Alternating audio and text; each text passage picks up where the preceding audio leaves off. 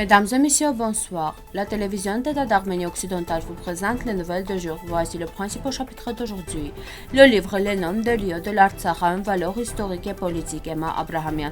Le premier département d'études arméniennes a été créé en Espagne. L'ONU a remercié l'Arménie pour sa contribution au maintien de la paix. Armand Tatoyan a présenté les actes criminels de Bakou à l'ambassadeur d'Argentine. École arménienne des Arméniens en exil, Chypre. Ancien médecin mort, l'exposition intitulée Découverte arméno-polonaise. Les groupes de danse de Java ont remporté des médailles.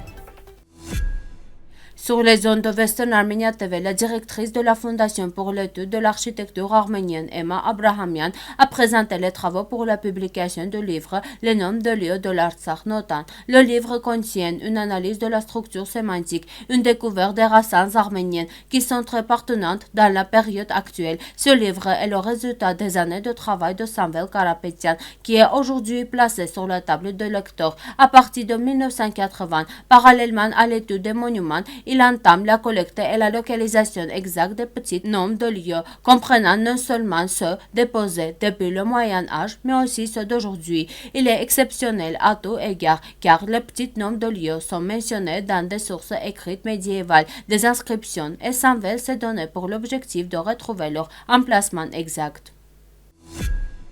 À l'initiative de l'ambassade d'Arménie en Espagne et en coopération avec l'Université Complutense de Madrid, un département d'études arméniennes a été créé au sein du département de géographie et d'histoire de l'université. La chaire a été créée pour élargir la connaissance de l'Arménie en Espagne, étudier l'histoire et la politique du peuple arménien, diffuser la langue arménienne et promouvoir la culture arménienne. L'ambassadeur Sos Avetisian et Juan Carlos Doadrio Villarejo, vice-recteur de l'Université Complutense de Madrid, ont signé un mémorandum sur la création d'une chaire d'études arméniennes entre le ministère de l'Éducation, des Sciences, de la Culture et des Sports de la République d'Arménie et le ministère de l'Éducation de l'Espagne, l'Arménie et l'Université Complutense de Madrid.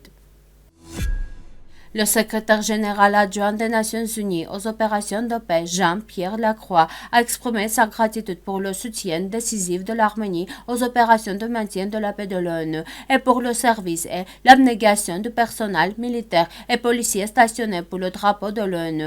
Sur 193 États membres de l'ONU, l'Arménie est actuellement le 79e plus grand contributeur de personnel militaire aux opérations de maintien de la paix de l'ONU. Les hommes et les femmes arméniennes ont servi dans divers environnements de maintien de la paix des Nations Unies ont fait preuve d'un notre niveau de professionnalisme et d'engagement. Nous sommes profondément reconnaissants de leur contribution à une paix et une sécurité durable, a déclaré M. Lacroix. Armand Tatoyan, directeur de la Fondation du Centre pour le droit et la justice, Tatoyan a reçu Mariano Verguera, ambassadeur extraordinaire et plénipotentiaire d'Argentine en Arménie, le 22 novembre. Lors de la réunion, Armand Tatoyan a présenté les orientations des activités de la Fondation, telles que le renforcement de la démocratie et de l'état de droit en Arménie, la garantie du respect mutuel, du pluralisme et de la solidarité publique dans la société, la garantie des liens entre l'Arménie et la diaspora arménienne, etc. Armand Tatoyan a présenté à l'ambassadeur des violations des droits des résidents frontaliers de l'Arménie à la suite d'actes criminels azerbaïdjanais, d'invasion armée et de déploiement illégaux avec des exemples et des faits concrets. En outre, la coopération efficace antérieure avec l'ambassade d'Argentine sur diverses questions de protection des droits de l'homme a été soulignée. L'ambassadeur a mis l'accent sur la coopération mutuelle et les parties ont exprimé leur volonté de renforcer et d'élargir davantage la coopération possible dans un certain nombre de domaines.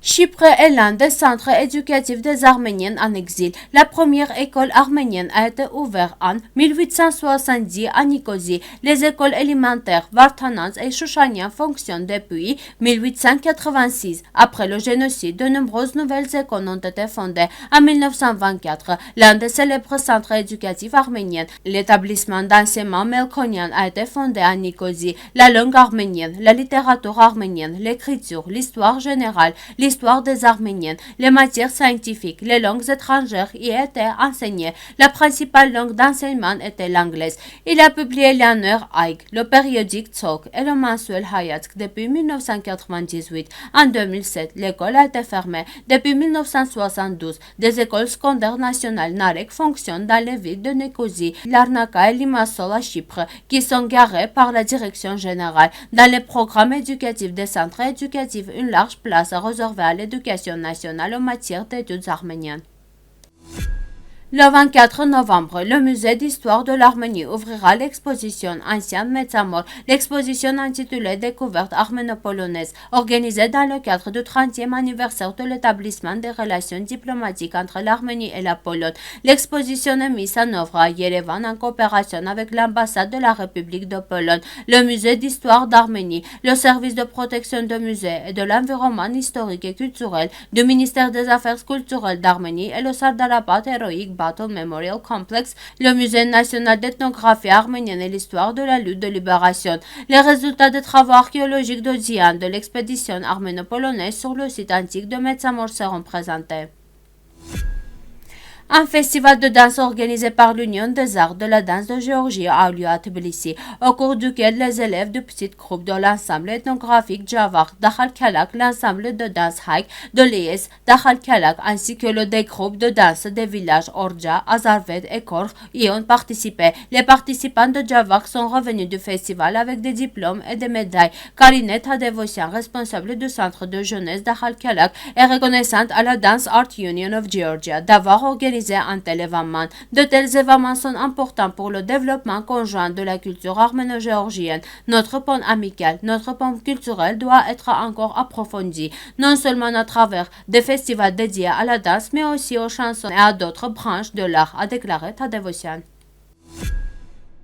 Merci de votre fidélité. À la fin de notre émission, vous pourrez profiter d'une performance musique folklorique des Arméniennes. Vous pouvez écouter la version complète de la musique sur notre site web.